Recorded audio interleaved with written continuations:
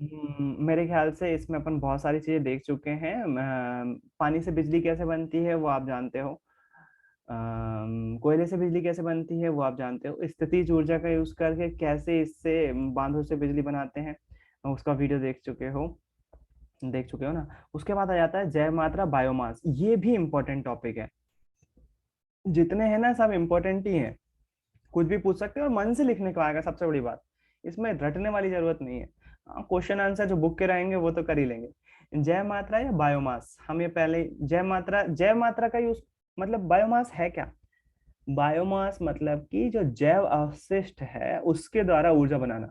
तो गोबर गैस सबसे अच्छा उदाहरण है उसका। और गोबर गैस कैसे बनाते हैं मैं कई बार वीडियो बता चुका हूँ, कई बार, है ना। जो हमारी कृषि का अपशिष्ट निकलता है उसको एक टंकी में जमा करते जाते हैं। टंकी में जमा करते हैं तो वो वहां पर सड़ने लगता है। अब जब सड़ेगा तो वहां पर गैस उत्पन्न होगी, और वो गैस में होगी मीथेन। वो मीथेन गैस को हम इकट्ठा कर सकते हैं, जैसे कुछ वीडियोस में लोगों ने टायर के ट्यूब में जो है उसको इकट्ठा किया हुआ है। टायर के ट्यूब में इकट्ठा कर लिया। अब जहां पर अगर बड़े संयंत्र होंगे तो वहां पर पाइप के थ्रू ले जाया जा सकता है, जब आप इसको पढ़ेंगे तो, है ना। जैसे ये सड़ते जाता है गैस बनती जाती है, पाइप के थ्रू गांव में यूज कर ली जाती है। बड़ा संयंत्र होगा तो टायर वगैरह में जमा करने की जरूरत नहीं है उसको, और वो डेंजरस भी हो सकता है। गैस की टंकी में रहने दो, सीमेंट की टंकी में रहने दो, वही ज्यादा अच्छा है, वही ज्यादा बेटर है।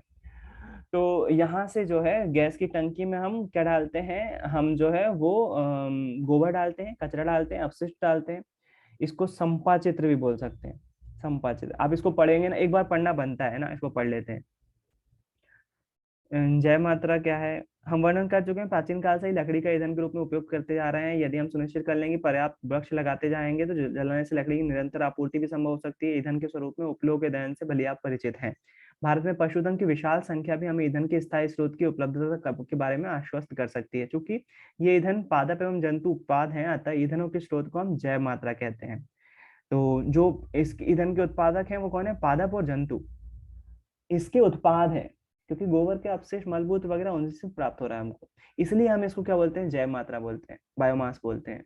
बायोमास मतलब जानवरों और जीवों के द्वारा निकाला गया द्रव्यमान। परंतु ये ईंधन अधिक ऊष्मा उत्पन्न नहीं करते, अतः इन्हें जलाने पर अत्यधिक धुआं निकलता है। इसलिए ईंधनों की दक्षता में वृद्धि के लिए प्रौद्योगिकी का सहारा लेना चाहिए। गोबर के उपले बना रहे हैं अपन, तो आप देख रहे हो उसको जलाने पर एनर्जी तो कम नहीं कर रही है, लेकिन ऑरेंज फ्लेम निकलती है ना, वेस्टेज ज्यादा होता है। अगर इसमें कुछ टेक्नोलॉजी, धुआं बहुत ज्यादा होता है। मैंने देखा घरों में लोगों को करते हो, मेरे घर में भी करते, मानते नहीं भाई साहब, कितना भी बोलो नहीं मानेंगे। आप देखोगे हाथ तापने के लिए आप कर सकते हो, धुआं वगैरह करना चाहिए, कोई बुराई नहीं है भाई साहब, लेकिन खुले में करो। वो धुआं आपके लिए डेंजरस है, कार्बन डाइऑक्साइड के साथ साथ कार्बन मोनोऑक्साइड है। इसी तरह से मैं यज्ञ को भी लेता हूँ। यज्ञ करो, बिल्कुल करो, लेकिन खुले में करो। खुले में करोगे यज्ञ तो वो हो सकता हो कुछ फायदा करे प्रकृति को, मुझे नहीं मालूम, साइंटिफिक रिसर्च अभी भी जारी है कि करता है कि नहीं करता। करने बोलने वाले बोल देंगे कि करता है, देखो वीडियो पे पड़ा हुआ, मैं नहीं मानता जब तक कि उस पर प्रॉपर रिसर्च नहीं हो जाती सालों की। नहीं है फायदा। आप अगर घर में जो है कंडे जला रहे हो, आग कर रहे हो, हाथ ताप रहे हो, बहुत धुआं आपके लिए नुकसानदेह है। वो तो ये अच्छा है कार्बन डाइऑक्साइड है, कार्बन मोनोऑक्साइड बहुत कम मात्रा में है। कार्बन मोनोऑक्साइड जो है वो अगर ज्यादा मात्रा में होगी तो आपको ब्रेन हेमरेज हो सकता है, क्लॉटिंग हो सकती है, आप मानसिक रूप से विक्षिप्त हो सकते हो, पागल हो सकते हो, कार्बन मोनोऑक्साइड की ज्यादा मात्रा चली जाएगी तो। ऐसा मैं खुद नहीं बोल रहा हूँ, केबीसी पे एक बंदा आया था, उससे मुझे पता चला कि जो गीजर होते हैं, कई गीजर में पानी गर्म करने के लिए कार्बन मोनोऑक्साइड का यूज किया जाता है। वो गीजर पानी में पानी गर्म कर रहे होते हैं, घरों में लगे रहते हैं, उन गीजर से पानी गर्म किया जाता है, लेकिन उसमें गैस जो है वो कार्बन मोनोऑक्साइड यूज की जाती है। अब वो कई बार लीकेज हो जाती है, तो कार्बन मोनोऑक्साइड नॉर्मल गैस से हल्की होती है, तो वो ऊपर जमा हो जाती है कार्बन मोनोऑक्साइड। अगर आप ऊपर जाकर उसको इनहेल कर लोगे तो वो कार्बन मोनोऑक्साइड आपकी बॉडी में जाएगी, आपके दिमाग पर असर करेगी, और वो व्यक्ति जो है वो मानसिक रूप से विक्षिप्त हो गया था उसकी वजह से। तो घरों में आग करना बेवकूफी है, नहीं करना चाहिए। घर के बाहर करिए जितना आग करना है, धुआं नहीं लग रहा है, धुआं बहुत डेंजरस है आपके लिए वो चीज, चाहे वो अगरबत्ती का ही क्यों ना हो, हवन का ही क्यों ना हो, चाहे आग आग ताकने के लिए वो ही क्यों ना हो, तो प्रदूषण होता है, ये बोलना चाह रहे हैं। अगर लेकिन तकनीकों का यूज करें तो इसको जो है वो यूजफुल बनाया जा सकता है। जैसे देखो एक बेसिक सा सिंपल सा, मैंने एक वीडियो में मेरे को कुछ वीडियोस ऐसे देखता हूँ मैं रात में ताकि मुझे नींद आ जाए, तो उसी कड़ी में मेरे को एक वीडियो दिखा था, उसमें कितना अच्छे तरीके से आग ही जला भी रहे हैं, वो घर के अंदर जला रहे हैं, लेकिन कितने अच्छे से उसका यूज कर ले रहे हैं देखो। अ, हम भी घरों में ऐसे चिमनी का यूज कर सकते हैं, जैसे उन्होंने टेंट में यूज किया हुआ, वहां पर कॉमन है वो चीज। मेरी वॉच हिस्ट्री में होगा क्या, वॉच हिस्ट्री में बहुत पहले होगा, लास्ट का लिविंग टेंट।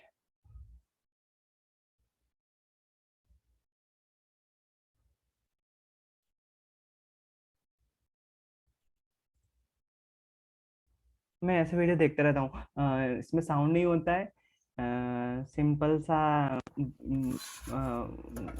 सीन होते हैं, और नॉर्मल जो नेचुरल साउंड होता है ना वो रहता है। मैं केवल तुमको चिमनी दिखाना चाह रहा हूँ। ये बंदर इस टेंट में चिमनी जला रहा है देखो। ये लोहे का एक वो है, लोहे का सिलेंडर वो है ड्रम जैसा, उसमें उन्होंने आग लगा दी है। अपने यहाँ जम्मू कश्मीर में भी कई जगह पर ऐसे यूज कर रहे हैं, और उसको ढक देते हैं और पाइप का कनेक्शन बाहर कर देते हैं, ये धुआं बाहर निकल रहा है, अंदर वो चीज गर्म होती रहती है, उस पर खाना भी बना लेते हैं, उससे गर्म अंदर का माहौल जो है वो गर्म भी रहता है, दोनों काम कर रहे होते हैं। ये देखो धुआं भी नहीं होता है इसमें अंदर जला दिया, ऊपर से ढक्कन लगा दिया, एक चिमनी जैसी लगी हुई, तो वो बाहर निकल रही है, धुआं धुआं बाहर निकलते आ रहा है, इसकी गर्मी से अंदर गर्माहट हो रही है, इसके जो ऊपर ढक्कन रखा हुआ है उस पर खाना बना सकता है। ठंडे इलाका में अलास्का की बात कर रहा हूँ, -30 डिग्री सेल्सियस तापमान है। तो हमारे यहाँ इस चिमनी का यूज हम लोग क्यों नहीं कर रहे थे गाँव में? ज्यादा कुछ टफ तो है नहीं उसमें, जो गांव का धुआं जो है वो जो मम्मी इनहेल कर रही है उसकी जगह बाहर भी जा सकता है, ऊंचाई पे भी जा सकता है वो बहुत आसानी से हो, और खाना भी बन सकता है। तो टेक्नोलॉजी की जरूरत है, वही यहाँ पर लिख रहा है। इसलिए ईंधनों की दक्षता में समृद्धि के लिए प्रौद्योगिकी का सहारा आवश्यक है, टेक्नोलॉजी चाहिए। तो उसी टेक्नोलॉजी के तहत हम गोबर गैस बनाते हैं। तो यहाँ पर गोबर गैस या बायोगैस जो है यहाँ पर लिखा हुआ है, इस प्रकार गोबर फसलों के कटने के पश्चात बचे अवशिष्ट, सब्जियों के अवशिष्ट जैसे विभिन्न पादप वहित मल जब ऑक्सीजन की अनुपस्थिति में अपघटित होते हैं तो बायोगैस निकलती है। क्योंकि इस गैस को बनाने में उपयोग होने वाला आरंभिक पदार्थ मुख्यतः गोबर है, इसलिए इसका प्रचलित नाम क्या हो जाएगा, गोबर गैस हो जाएगा। जैव गैस को एक संयंत्र में उत्पन्न किया जाता है। कई बार जो है वो ईंधन के स्रोत में जैव मात्रा का उपयोग कैसे करते हैं, इस प्रकार से क्वेश्चन हो जाता है कि बताइए जैव मात्रा स्रोत या बायोमास किसे कहते हैं। तो आपको बताना पड़ेगा जीवों से निकलने वाले कुछ अपशिष्ट का, जैसे उदाहरण के लिए गोबर का यूज हम प्राचीन समय से करते आ रहे हैं। उस समय वो जो ईंधन के रूप में जैसे उपलों का यूज जो है प्राचीन समय से करते आ रहे हैं। इस प्रकार पशुओं से प्राप्त या जीवों से प्राप्त ये जो ईंधन के सोर्स हैं ये जीवों से प्राप्त हो रहे होते हैं, इसलिए हम इसे जैव मात्रा के स्रोत कहते हैं या बायोमास कहते हैं। लेकिन इन स्रोतों से निकलने वाली ऊष्मा का मान कम होता है, इसलिए इसमें प्रौद्योगिकी की आवश्यकता होती है। तो कई बार ये क्वेश्चन आ जाता है। आपको कुछ नहीं करना, अगर कुछ भी याद नहीं आ रहा है ना इसके बारे में, तो बिल्कुल गोबर गैस के बारे में लिख दो, जय मात्रा के बारे में ही होगा, है ना। लेकिन गोबर गैस क्या है वो आपको ये वाला डायग्राम देख के बन रहा है। दोनों में थोड़ा सा डिफरेंस तो है, माइन्यूट सा डिफरेंस तो है, नंबर काटने के चांसेस मिल जाएंगे आपको अगर आप जैव मात्रा पूछा है, बायोमास पूछा है और आप गोबर गैस लिखते हैं, थोड़े से माइनस हो सकते हैं नंबर।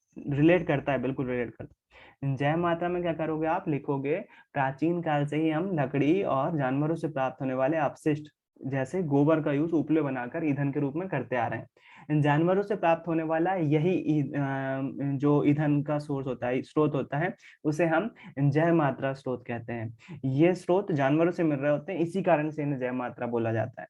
इस तरह से भी उसको ऐड कर सकते हो उसमें, है ना। तो जैव मात्रा पे क्वेश्चन आ सकता है, आपको पता होना चाहिए जैव मात्रा स्रोत क्या है। फिर जैव मात्रा स्रोत का उदाहरण है गोबर गैस, है ना। गोबर गैस में हम कच्चे माल के रूप में किसका यूज कर रहे होते हैं, गाय के गोबर का यूज कर रहे होते हैं। ईंटों से बनी गुम्बद जैसी संरचना होती है। जैव गैस स्लरी बनाने के लिए मिश्रण टंकी में गोबर तथा जल का गाढ़ा घोल जिसे कर्दम कहते हैं। कर्दम स्टार्टिंग में यहाँ पर आप देखेंगे तो यहाँ पर जो है वो कर्दम डाला हुआ है, गोबर कृषि अपशिष्ट और पानी का घोल यहाँ डाला, और ये जो है वो नीचे जा रहा है।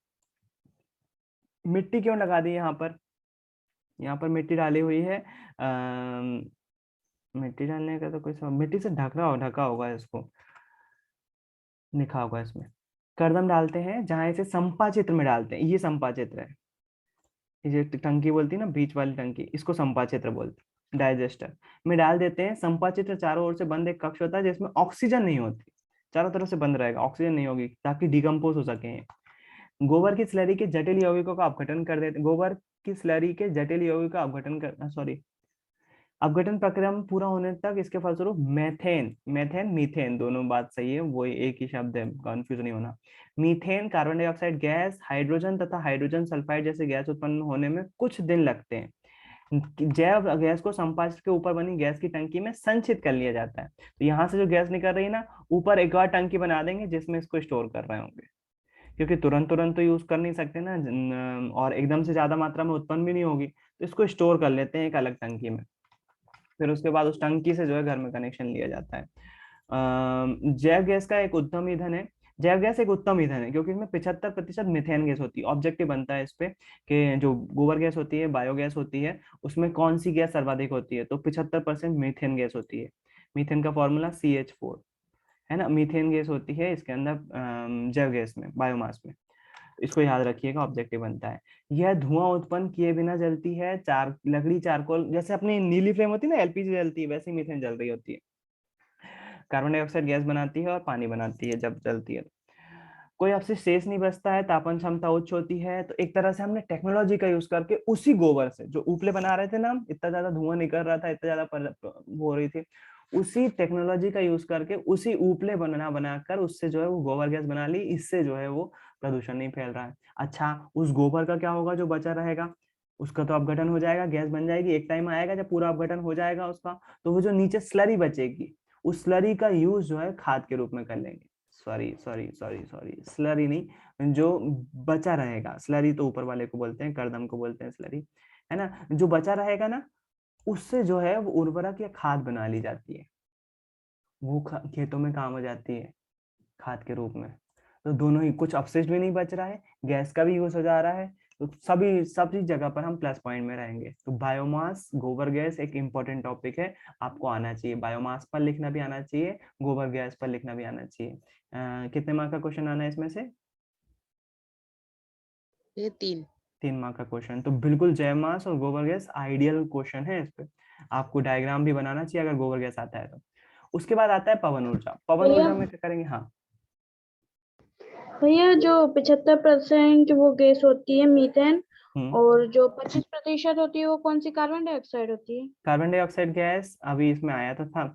सल्फर डाइऑक्साइड, सब लिखे हुए हैं यहाँ पर देखो। Carbon dioxide gas, methane, hydrogen तथा हाइड्रोजन सल्फाइड जैसी गैसें होती हैं। इतनी नहीं हो सकती जैसे लिखा है ना उन्होंने, तो पक्का है गोबर पे डिपेंड करता है, गाय को क्या खिला रहे हो आप, उस पर डिपेंड करेगा वो कैसा गोबर करेगी, कौन सी गैस बनेगी उससे, है ना। मेन मेन ये रहती है, methane, carbon dioxide, hydrogen, hydrogen sulphide.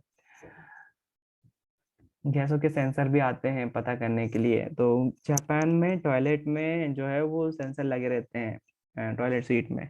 तो वो जो गैस निकल रही होती है ना हमारे मल से, उस गैस को सेंस करके बता देते हैं आपने ये खाया था आज, और ये खाया था तो इसके कारण से ये बन रहा है पेट में, अब मत खाना, ऐसा टॉयलेट सजेस्ट करती है। मोबाइल ऐप से कनेक्ट रहती है जापान में। जापान में मैंने सुना है, हर जगह नहीं होगा वो कॉमनली, लेकिन कई जगह पर है, वहां पर सेंसर लगा के रखे उन्होंने टॉयलेट में। बढ़िया, मोबाइल बताएगा क्या खाओ क्या नहीं खाओ, सब चीज। पवन ऊर्जा। पवन ऊर्जा क्या होती है? पवन ऊर्जा जो है वो हवा से चलने वाली ऊर्जा। हवा से, पवन चक्की के बारे में जानते हो, टरबाइन घुमाना है ना अपन को, बस पानी से घुमाओ, भाप से घुमाओ, कहीं से भी, यहाँ पर हवा से घुमाओ। हवा से घुमाओगे, टरबाइन घूमेगा, टरबाइन घूमेगा तो बिजली बनेगी। सीधी सी बात है ना। लेकिन इसमें, अच्छा हाँ, मैं एक चीज बताना भूल गया। जितनी भी चीजें पढ़ रहे हो यहाँ पर, एक सबसे कॉमन क्वेश्चन मालूम है इसमें क्या रहता है? सबसे कॉमन क्वेश्चन, जितने भी आपने ऊर्जा के सोर्स पढ़े अभी तक, याद रखिएगा, इंपॉर्टेंट है ये बात। हर एक ऊष्मा सोर्स के बारे में आपको उसकी प्लस पॉइंट और नेगेटिव पॉइंट दोनों पता होना चाहिए। उदाहरण के लिए पहला आता है जीवाश्म ईंधन। जीवाश्म ईंधन तापीय ऊर्जा का यूज कर, तापीय ऊर्जा विद्युत संयंत्र में यूज करते हैं जिसका, कोयले का। उसका फायदा क्या है, उसका नुकसान क्या है? फायदा क्या है? बहुत ज्यादा मात्रा में हमारे भारत में मौजूद है, सबसे ज्यादा फायदा तो ये, इसकी कीमत कम पड़ती है, दूसरा फायदा ये हो सकता है। और इसका नुकसान क्या है? प्रदूषण बहुत ज्यादा करता है। ज्यादा जलाने पर कम ऊष्मा उत्पन्न करता है, ये नुकसान हो गया। तो हर एक ऊर्जा स्रोत के बारे में, जल विद्युत संयंत्र, इसका फायदा क्या है, नुकसान क्या है। फायदा क्या है, स्थितिज ऊर्जा का यूज कर रहे थे, पानी को जो है वो रोक कर हम जो है वो बना रहे होते हैं, तो किसी को हम किसी तरह से नुकसान नहीं कर रहे हैं, प्रदूषण नहीं फैला रहे हैं। सीधी सी बात, कोयला जला के प्रदूषण, एयर पोल्यूशन फैला रहे हैं, प्रदूषण नहीं फैला रहे हैं इसमें। दूसरा क्या फायदा है, दूसरा फायदा ये है कि पानी को अगर स्टोर करके रखते हैं तो नहरों के माध्यम से कई जगह पर पहुंचाया जा सकता है, पानी की स्थितिज ऊर्जा का यूज किया जा सकता है ना। नुकसान क्या है, बहुत सारे लोगों का विस्थापन हो जाता है, बांध बनने पर बहुत सारे लोगों का विस्थापन हो जाता है, एक ही बड़ी समस्या है। जलीय जीव जो पारितंत्र होता है ना, जलीय पारितंत्र, वो जल विद्युत संयंत्र की वजह से बहुत ज्यादा प्रभावित होता है। ये कम से कम दो फायदे दो नुकसान कम से कम पता होना चाहिए आपको हर एक स्रोत के। तो ये हो गया। फिर उसके बाद बायोमास, बायोमास के नुकसान और फायदे दोनों पता होना चाहिए। फायदा क्या है, कोई प्रदूषण नहीं फैला रहा है। दूसरा बात, ज्यादा मात्रा में मौजूद है, सस्ता पड़ता है ईंधन। फिर उसके बाद नुकसान क्या है, नुकसान है इसकी मात्रा, जो बायोगैस, एक तो समय, समय ज्यादा लग जा रहा है बनने में। दूसरी बात ट्रांसपोर्टेशन, ट्रांसपोर्टेशन इतना आसान नहीं है इसका, एक स्थान से दूसरे स्थान पर भेजना इतना आसान नहीं है। तो ये एक इसकी कमी हो जाएगी, है ना, क्योंकि स्टोर नहीं कर पा रहे हैं अपन, सिलेंडर में नहीं भर पा रहे हैं उसको। फिर उसके बाद पवन ऊर्जा, पवन ऊर्जा का फायदा क्या है, कोई भी इसमें प्रदूषण नहीं हो रहा है, स्वच्छ सोर्स है ऊर्जा का, कुछ भी परेशानी नहीं है। फिर उसके बाद नुकसान क्या है, नुकसान है जहां तेज हवाएं चलेंगी वहीं लगा सकते हैं, और इनको स्थापित करने के लिए ऊंचे स्थान चाहिए, पवनों की गति तेज चाहिए। अगर पवनों की गति तेज होगी तभी पवन चक्की उस स्पीड से घूम पाएगी जितनी चाहिए है। इसमें शायद आया 25 किलोमीटर पर आवर की स्पीड कम से कम चाहिए, बुक में आया है क्या, हाँ 25 15 किलोमीटर प्रति आवर। टरबाइन की चाल बनाए रखने के लिए हवा की चाल को लगभग 15 किलोमीटर पर आवर की स्पीड चाहिए, हवा इतनी तेज चलेगी तभी टरबाइन घूमेगा उसका, पवन चक्की का, नहीं तो नहीं घूम पाएगा, है ना। इसमें एक ऑब्जेक्टिव आता है, डेनमार्क को पवनों का देश कहते हैं। तो ये पता होना चाहिए आपको, कौन से देश को पवनों का देश कहते हैं, डेनमार्क को पवनों का देश कहते हैं। देश की 25% से भी अधिक विद्युत आपूर्ति पवन चक्कियों द्वारा होती है। तमिलनाडु में हमारे 380 मेगावाट का लगा हुआ है, ये बाकी तो नहीं है, ऑब्जेक्टिव बस यही है, डेनमार्क को पवनों का देश बोलते हैं, 25% से भी ज्यादा वहां पर पवन ऊर्जा से बन रहा है। और भारत में जो है कन्याकुमारी के सबसे बड़ा पावर प्लांट जो है वो पवन चक्री पर जो बना हुआ है वो 380 मेगावाट का है। यही ऑब्जेक्टिव बन सकते हैं, डेनमार्क को पवनों का देश बोलते हैं, ये सबसे ज्यादा पूछा जाता है, कॉमनली है। तो स्पीड हमको कम से कम 15 किलोमीटर पर आवर की चाहिए ही चाहिए, नहीं तो नहीं हो पाएगा। तो फायदे और नुकसान दोनों ही पवन चक्की में, है ना। फिर उसके बाद वैकल्पिक अथवा गैर परंपरागत ऊर्जा स्रोत। तो वैकल्पिक भी बोल सकते हैं इसको, गैर परंपरागत। अभी तक हमने जितने भी पढ़े ये सब परंपरागत थे, पुराने समय से चले आ रहे थे, जल विद्युत हो, तापीय ऊर्जा हो, पवन चक्की हो, ये सब परंपरागत है, पुराने समय से चले आ रहे हैं। पवन ऊर्जा का यूज हम बहुत सालों से कर रहे हैं, है ना, चक्की चलाने में कर रहे थे, बिजली बनाने में नहीं, लेकिन कर रहे थे। अब जो है वो वैकल्पिक स्रोत के बारे में बात करना है। तो वैकल्पिक स्रोत के बारे में बात करने के लिए एक बार फिर से ज्वाइन कीजिए।